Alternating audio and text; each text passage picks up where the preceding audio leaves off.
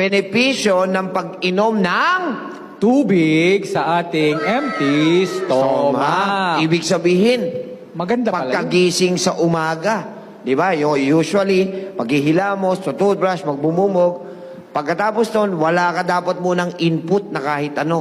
Uunahan natin siya ng pag-inom ng isang basong tubig. Bakit to? Basahin mo nga, pare koy. Okay, ang pag-inom ng isang basong tubig ay maraming benepisyo. Diba lagi ko sinasabi sa Health Forum, ang ating katawan habang siya ay natutulog, nagre-repair po yan ng mga cells. At kasabay ng pagre-repair ng cells, tinatanggal niya yung mga toxin, it casts out, sineseparate niya yung toxin.